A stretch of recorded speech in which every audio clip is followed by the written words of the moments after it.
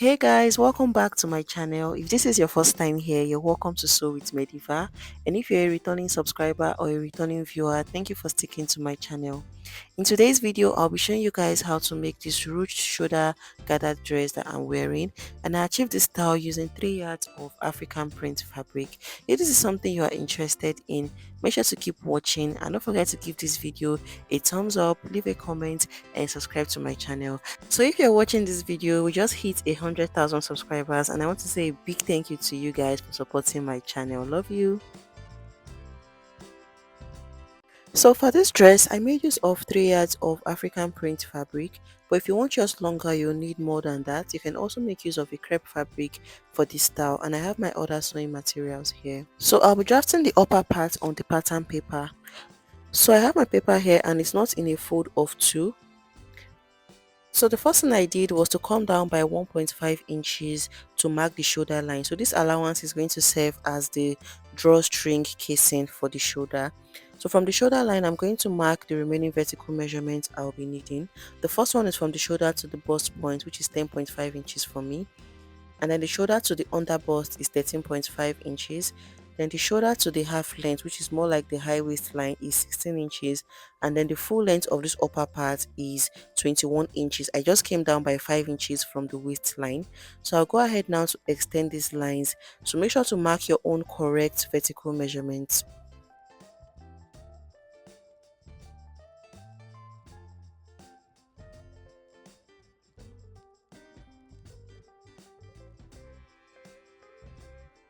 So the first line is the shoulder line, this is the bust line, the under bust, the waistline and the full length of the upper part. So to get the wideness of the paper you're going to need, you're going to first of all mark your shoulder measurements divided by 2.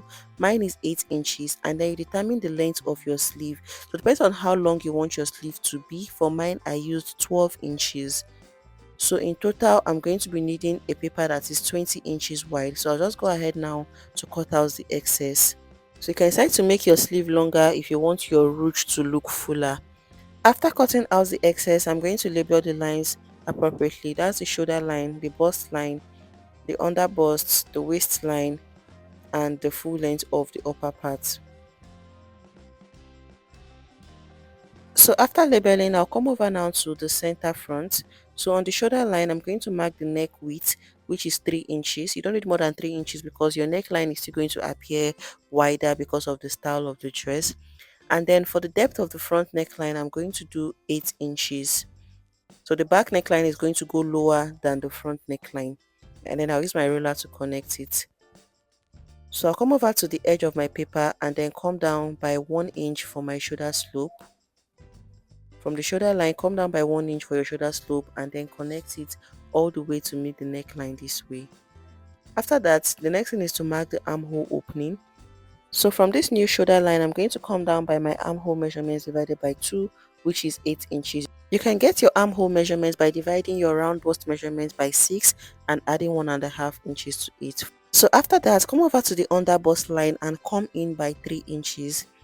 So we're going to use this now to create the sleeve effect. As you can see, just form a slight curve all the way to your armhole measurement to create your sleeve. After doing that, I'll come over to the under bust line again, and then from the center front, I'll mark my round under bust measurements divided by 4, which is 8.5 inches, and then I'll add 1.5 inches for seam allowance. And on the waistline, I'll mark my round waist measurements divided by 4 plus 1.5 inches for seam allowance. So on this full length, I'm going to mark my hip measurements divided by 4, but I won't be adding any seam allowance because I don't want that part to be too big. So go ahead now to connect the points together this way, and then use the curved part of your ruler to connect it all the way down. So the next thing we want to do is to create that basque effect. So you can decide to make yours sharp or anyhow you want it to be. So from the waistline, I'll come down by 3 inches from the waistline, and then go ahead to use the curved side of my ruler to just make a slight curve. So at this point, you can decide whatever shape you want your basque to be. So if you want your basque effect more obvious, you don't need to come down up to 3 inches. You can just do 2 inches and connect it all the way down. So this is basically all for the upper part. Let's go ahead to cut it out. So the first thing I'm going to do is to separate it on the under bust line, and then I'll go ahead to cut it out. So I'll be using different fabrics for the upper and the lower part of this dress.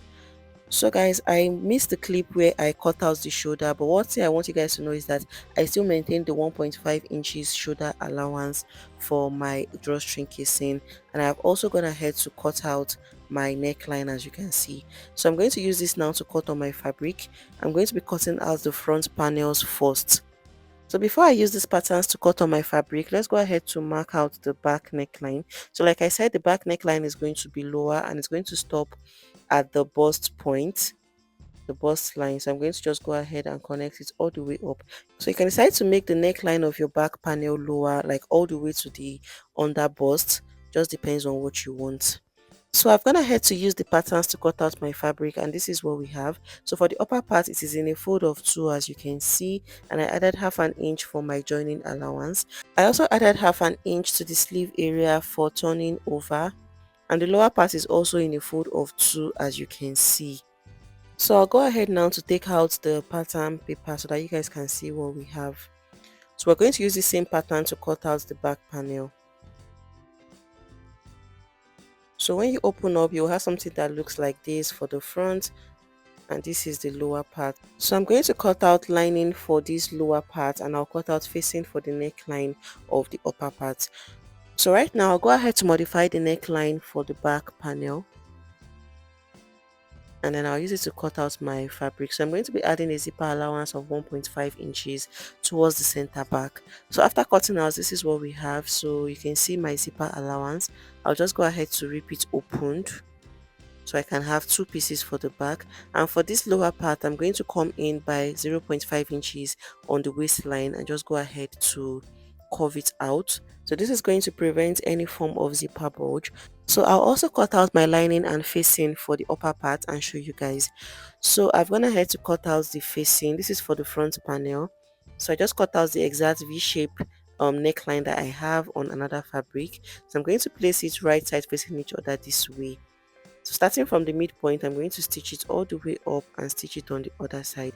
When I'm done, I'll notch it and turn it over and stitch it down. And for the back panels as well, I've gone ahead to cut out my facing, and this is what it looks like. So you can also use your bias strip, or you can also use a lining to turn over the neckline. Just depends on what you want. So I'll stitch it down on the right side. I will notch it, turn it over to the other side, and also stitch it down. So after I turned over with the facing, this is what it looks like. This is the wrong side. You can see how neat it looks.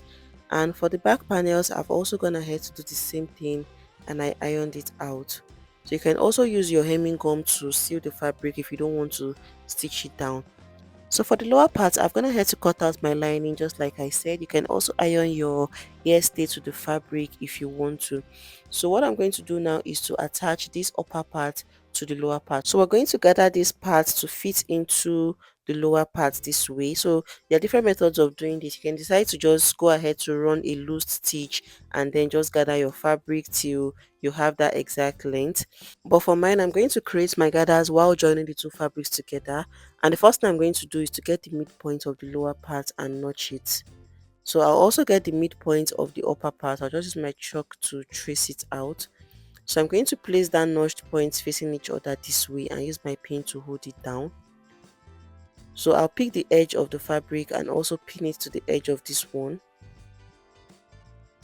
And I'll repeat the same process on the other side. So I'll take it to my sewing machine now. Starting from the midpoint, I'm going to just gather this fabric into the lower one. So while joining the two fabrics together, I'll just be creating my gathers this way till I get to the edge. When I'm done with that side, I'll repeat the same process for the other side. So while joining, I'll keep creating my gathers this way until it fits into the lower part. So I'm going to repeat the same process on the back panels, and when I'm done, I'll show you guys. So after creating the gathers, this is what it looks like. You can see how beautiful it looks already. And for the back panels, I've also gone ahead to join the lower and the upper parts together while creating the gathers, and this is what it looks like. So the zipper allowance is going to go in this way when we are done. So the next thing we want to do is to turn the lower part over with the lining. So I'm going to place my lining on it this way. So I'll fold it down like this and then place my lining on it. So I'll go ahead now to run a straight stitch all the way down. So I'll go ahead to run a straight stitch all the way down joining the three fabrics together. So I'll be repeating the same process on the back panel. So after joining, the next thing I'm going to do is to close up the sides. So I'll fit the upper part into it this way, and I use half an inch to close up the sides this way. So I'll repeat the same process for the back panels. I'll turn it over, iron it, and show you guys. So after doing all of that, this is what it looks like. You can see how beautiful and neat this looks already. And this is the front panel. For the back panels, we also have the same thing, as you can see. So the next thing we want to do is to join the front and the back panels together on the shoulder. So I'm going to place them right sides facing each other. Place it this way. So I've also folded the sleeve opening. I folded it twice and stitched it down. So after placing it this way, I'm going to mark that 1.5 inches allowance and just mark it all the way down. I'll repeat the same thing on the other side. Come down by 1.5 inches or whatever allowance you added, and then go ahead to stitch it down. After stitching, I'll show you guys the next thing to do. So this is what we have after stitching down. So I went ahead to iron the allowance opened on the wrong side. So we're going to use this seam allowance to create the drawstring casing on the shoulder. So I'll fold in half an inch on the edge this way, and then go ahead to stitch it all the way down. I'll repeat the same process on the other side, fold in half an inch and then stitch it all the way down. So with that, you have created your casing for your drawstring. So you're also going to create a long rope that you're going to pass through this casing. You'll be needing 4 of it, 2 for this side and 2 for the other side. So guys, I've gone ahead to create my drawstring casing. Let me show you guys what it looks like. And I also ironed it out. This is what we have, and this is it for the other side. And I've also created the ropes I'll be passing in through this casing. So the ropes are 20 inches long and I have 4 pieces of it. So I'll be using my pin to pass in the rope through the channel. I'll go ahead to lock it up. So from the neckline area, I'm going to go ahead to pass in my rope this way through the channel.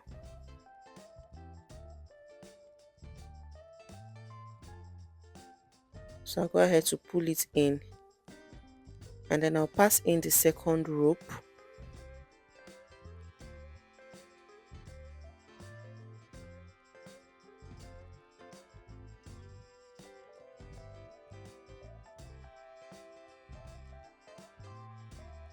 So after passing the 2 ropes, this is what it looks like. So right now, take it to my sewing machine and stitch it down very well. So I'll repeat the same process on the other side. I'll pass in the ropes and stitch it down.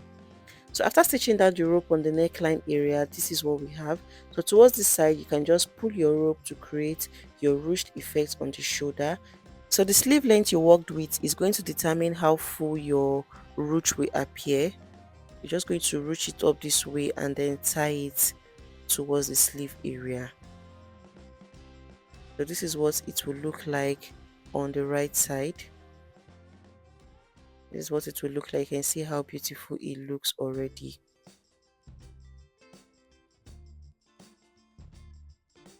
The next thing we want to do is to close up the sides of our blouse. So I'm going to place it right sides facing each other, and then I'll merge the sides this way, and then I'll use the remaining 1 inch seam allowance to close it up. I'll repeat the same process on the other side and show you guys. So after closing up the sides, this is what it looks like. You can see how beautiful it looks already, and this is the back. The next thing we want to work on is the lower gathers of this dress. So you're going to measure what you have on this part of your dress. Go ahead to measure it. So for mine, I have 40 inches. So depending on how full you want your lower gathers to be, you can decide to multiply whatever you got by 2, by 2.5, or by 3. But for mine, I'm going to multiply by 2.5. So I'll be needing a fabric that is 100 inches wide. So I'm going to head to cut it out. So note that you might have to join at some point to be able to achieve this type of wide fabric. I hope you guys understand. So for the length of this lower part, I made use of 17 inches. So added to the 21 inches that I have there, it's going to make up to about 38 inches. So by the time I fold in the lower part and join the upper part, I'm going to be left with about 36 inches for the full length of my dress. You can decide to make yours longer if you want. So the next thing I'm going to do is to fold that long fabric and get the midpoint and just notch it, and then I'll fold this upper part as well and get the midpoint. So to create my gathers, I'll be using the same method I used earlier. So I'm going to place them right sides facing each other, and then I'll merge the notched points together.